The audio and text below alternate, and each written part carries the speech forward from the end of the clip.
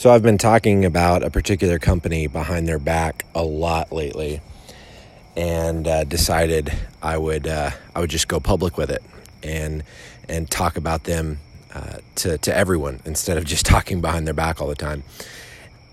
That company is Drift, and I am absolutely in love with what they're doing. I was talking about them with another B2B marketer earlier today, actually, on B2B Growth, and we were just talking about how they are just doing the B2B marketing thing right. They are nailing so many things that it was almost hard coming up with just 4 things to talk about in this post. But I've been talking about them so much that I can't not talk about this. I'm like busting at the seams to boil down the 4 reasons why every B2B marketer is talking about Drift and why they should be talking about Drift. Honestly, what they're doing is incredibly impressive. I've been doing these B2B growth dinners, and it seems like in every conversation they come up in some way, shape, or form. And so without further ado, these are the 4 reasons every B2B marketer is rightfully talking about Drift. The first point is they are taking their content to a higher level. And, I've heard Gary Vee talk about this, actually, that the reason he stays away from doing how to type videos and how to do a Facebook ad on a whiteboard like you see so many marketing consultants doing. I think there's a time and place for that content, but honestly, there's just too much of it out there. You don't have to Google for 2 seconds before you can find an article or 17 million articles on how to run a Facebook ad or how to do whatever the specific thing is. ABM is super hot right now for B2B marketers, but I did a post today on LinkedIn that I thought was incredibly insightful into 3 specific things that you need to do to get started with ABM, 3 things you need to look at. And it was one of the least engaged posts that I've ever written on LinkedIn, despite being, in my opinion, one of the most helpful episodes I've ever recorded. It was an interview that I did with a guy named JJ Cardwell from a company called Everstring. But talking about those granular things, it doesn't resonate with people on a deep level. And what Drift has done with their podcast, Seeking Wisdom, they've got a veteran entrepreneur who has started and sold multiple companies. I know one for sure, but I'm fairly certain he's sold multiple companies in David Cancel. And then you have this young gun, Dave Gearhart, just talking about life and how to win at life and core business principles. And at first it was a little interesting to me because they're not talking about things that nobody has ever heard. I mean, they're talking about some of the classic business books. They're talking about things that you and I have all heard, but it's much higher level. They're not doing a podcast about conversational marketing, which is what their podcast is about. And so many companies fall in that trap of creating content in this very narrow vacuum that is, their market.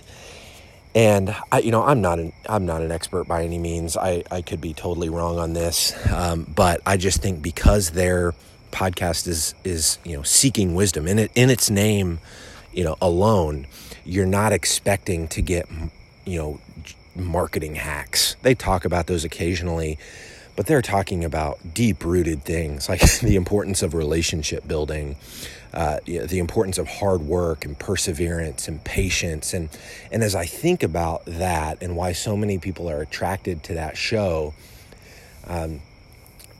it reminds me of why so many people are attracted to Gary Vee, because Gary Vee is talking about those higher level things. He's not talking about how to run your Facebook ads. He's talking about why you have to ignore the things that your mom is telling you, or he's saying hard things that are that are fundamentally going to change your life if you really take them to heart, because it changes your mindset. And so when you put out content that helps change people's mindset as opposed to the super tactical stuff, I think it just resonates deeper with people. And you can see that in the type of content that goes viral. The stuff that goes viral is either really funny or super inspirational and motivational. And I think that inspirational, motivational stuff goes nuts on social because ultimately it's taking a crack at changing your mindset. And so with Seeking Wisdom, they're putting out content every single week. They're consistent, which I think is another thing that I could go off on another tangent about, the importance of being consistent and how few brands actually do it. But I think taking their content to that higher level is a huge reason why people are resonating with them so deeply. And the second thing I want to talk about, the second reason I think every B2B marketer is talking about Drift, is that they're building personal brands within their organization. So I see Dave Gearhart, I see Dave Cancel in my LinkedIn feed just about every single day. And these dudes are busy. Like, I think I'm busy. I can't imagine how busy these guys are. And they're making time to show up on social. And whether it's a thoughtful quote or a video of their next product launch, they're showing up on social. And because of that, I'm seeing their face over and over and over again. They're building personal brand. And, this thing that, I think is, I think it's talked about a lot, and I hesitate to bring it up here because I'm by no means the only person to say this, but they're authentic, and as cliche as that word is, these guys are themselves. You see that in the podcast. You see that in the content they put out on social. They are very clearly showing off their personality in the content that they put out, be it on the podcast, be it in videos that they're putting out, be it in text-only posts that I'm seeing on LinkedIn. You are seeing their personality shine through. And because they are guys that you would want to hang out with after work, naturally they're people that you want to hang out with online because they just seem like really fun dudes and they're not afraid to show that off. Now, there may be other people in the company that have personal brands, maybe in customer success or on the tech side of their business that I'm just not aware of because I don't follow those folks on social. So I may be ignoring a couple folks. I see DG and DC in my feed because they happen to be the guys on my radar. But I think because they have prioritized personal brand, when you connect to the human behind the brand, naturally you're going to talk about the brand. And so because I like Dave Gearhart, because I like Dave Cancel, I feel like I know them, even though I've only had very limited conversations with both of them via email. I feel like I would actually want to hang out with them. And so I think that idea of prioritizing personal brand is an enormous reason why we can't stop talking about them. This third thing that I want to talk about arguably should have been the first thing I talked about, because I really do think this is something that all of us as marketers have the ability to do. We just don't do it. And it's this.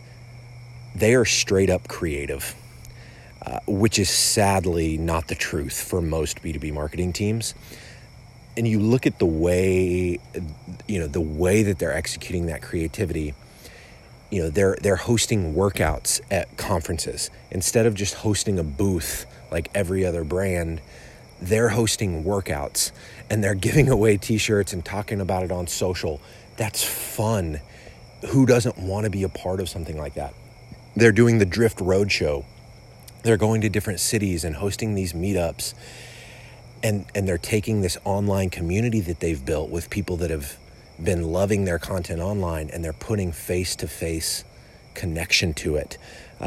You see, them having their entire company do a LinkedIn video to support a product launch. I mean, they never stop being creative. There's a guy named Patrick Bet-David that I've been following for a few months now. He talks about this idea of innovative campaigns and how if you are not coming up with an innovative campaign at least every quarter in your business, then you're stagnant. You're not moving forward. And when I trace back the big spikes of revenue that we've seen in our own business, it's all been tied to creative campaigns that we've pushed out, be it the Gary V Wannabe series that we did, or the 10 for 10 campaign that we did last year, where we offered to do a 10 episode series for companies, and if they didn't get at least 3 prospective customers as a guest on their show, we refunded all their money back. Doing things outside the box, be it with your offer or with your content that you're putting out on social, doing things creatively is a part of Drift's culture. They do it so often that it's just their brand. You just expect Drift to do something creative what seems like every week. And it's baked into the fiber of their culture in the fact that they launch a new product every single month.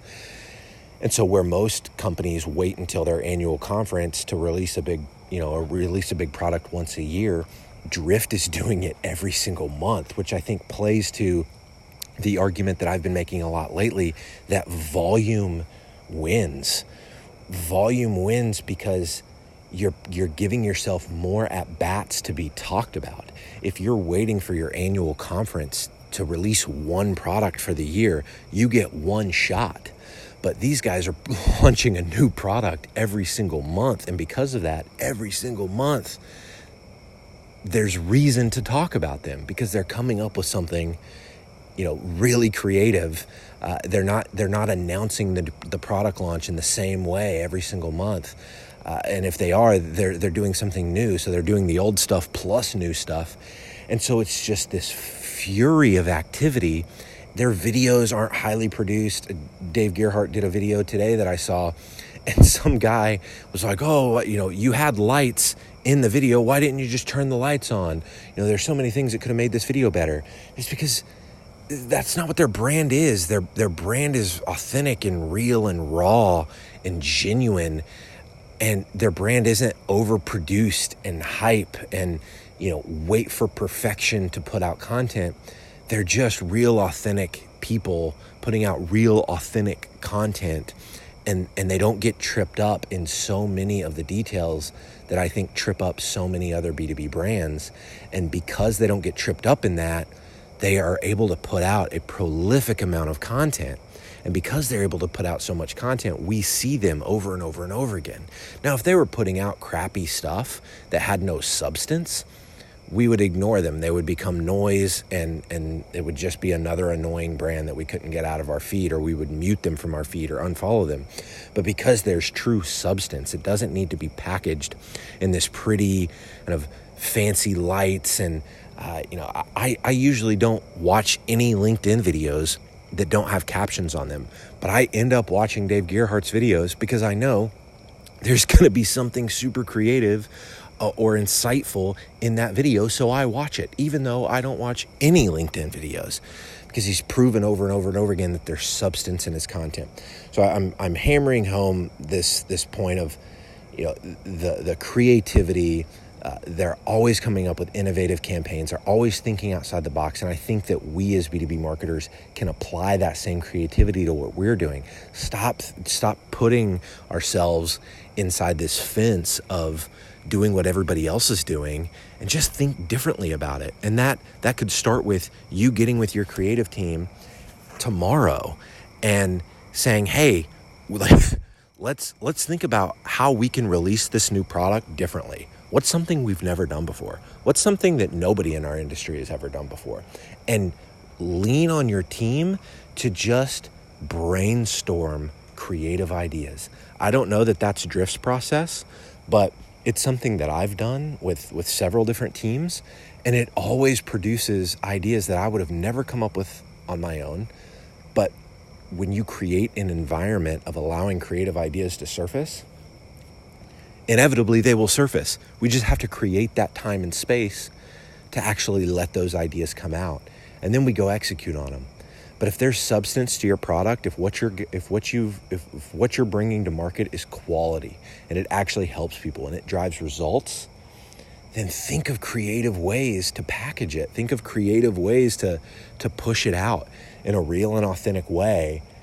And I guarantee people will be talking about you like they talk about Drift, because that stuff resonates with people. Creativity resonates with people. Be different, stand out. This fourth thing, and the last thing that I'll talk about, why every B2B marketer can't stop talking about Drift. Their product is insanely sticky and super easy to use. I was able to get up and running with Drift in less than 30 minutes. I don't pay a dime for Drift. I use their free product, so I'm missing out on a whole host of features, but it actually drives results. I'm having conversations with prospective customers every day on our website that I wasn't having before because I was waiting on them to fill out a contact form.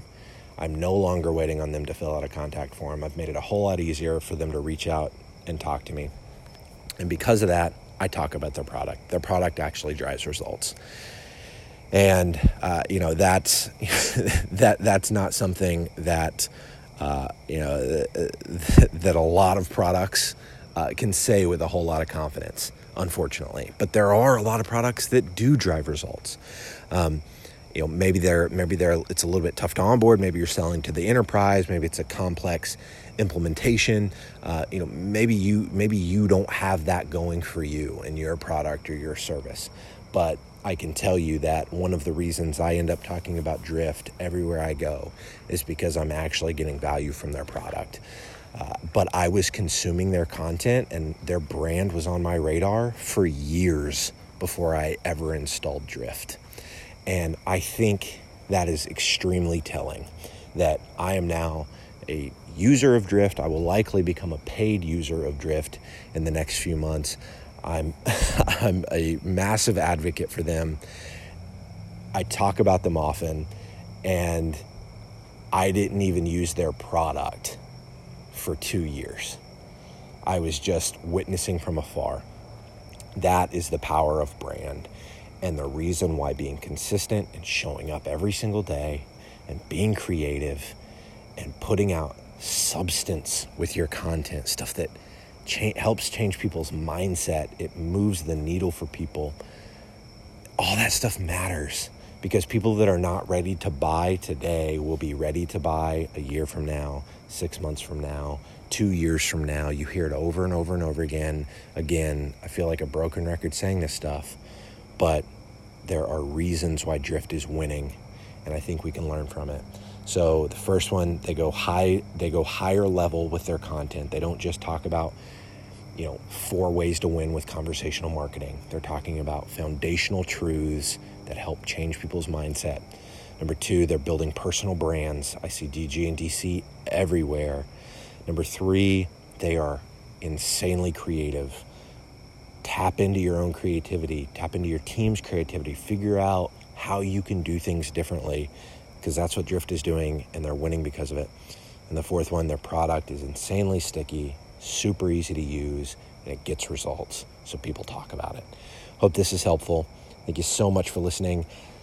Subscribe to my other podcast called The Crock Pot if you're interested in following along my personal journey, more of my personal journey. Let's connect on LinkedIn if we're not already connected on LinkedIn.